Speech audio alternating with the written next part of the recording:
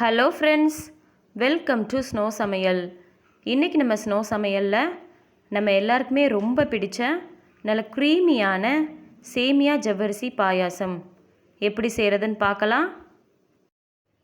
பாயாசம் செய்கிறதுக்கு 1 கப் கெட்டியான பால், 1/2 கப் சேமியா, 1/4 கப்லையும் பாதியாக சுகர், 1/2 கப் கண்டென்ஸ்டு மில்க். நான் சுகரை விட கண்டென்ஸ்டு மில்க் அதிகமாக எடுத்திருக்கேன். அப்போ தான் பாயாசம் நல்லா க்ரீமியாக இருக்கும். 1/4 கப் ஜவ்வரிசியை 1 மணி நேரத்துக்கு முன்னாடியே ஊற வச்சு எடுத்திருக்கேன்.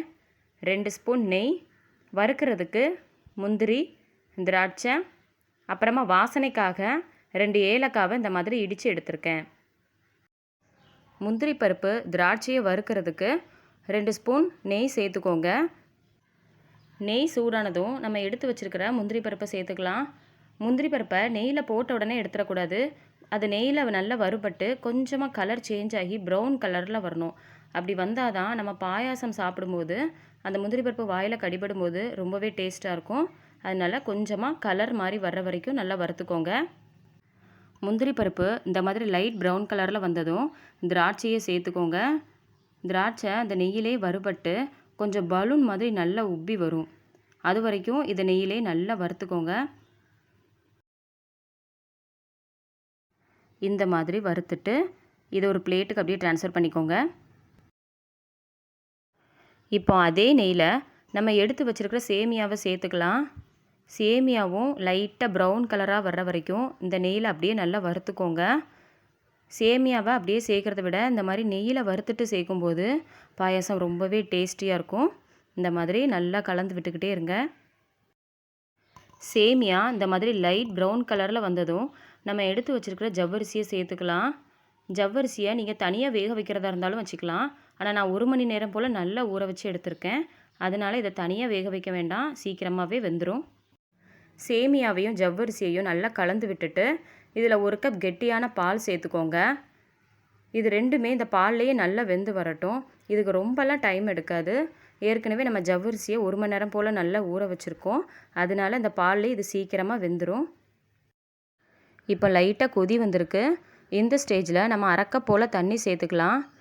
தண்ணி எதுக்காக சேர்க்குறேன்னா பாயாசம் செஞ்சு முடித்த உடனே கொஞ்ச நேரத்தில் கெட்டியாயிரும்.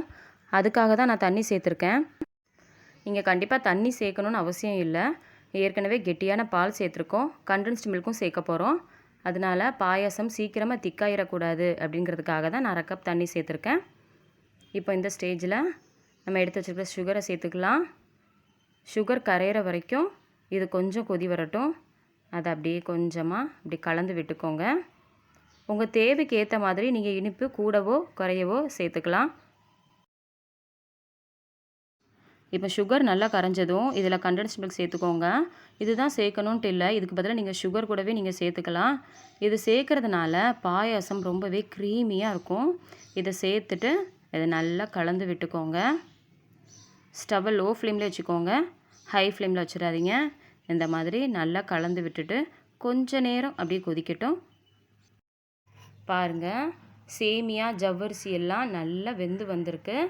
இந்த ஸ்டேஜில் நம்ம வாசனைக்காக 2 ஏலக்காய் வெடித்து வச்சுருக்கோம், அதை இதில் சேர்த்துக்கலாம். சேர்த்துட்டு நம்ம நெய்யில் முந்திரி திராட்சை வறுத்து வச்சுருக்கோம், அதையும் இதில் சேர்த்துட்டு இதை நல்லா கலந்து விட்டுக்கோங்க.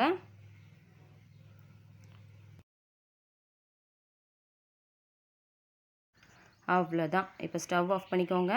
நம்மளோட சுவையான பாயாசம் ரெடி ஆயிடுச்சு.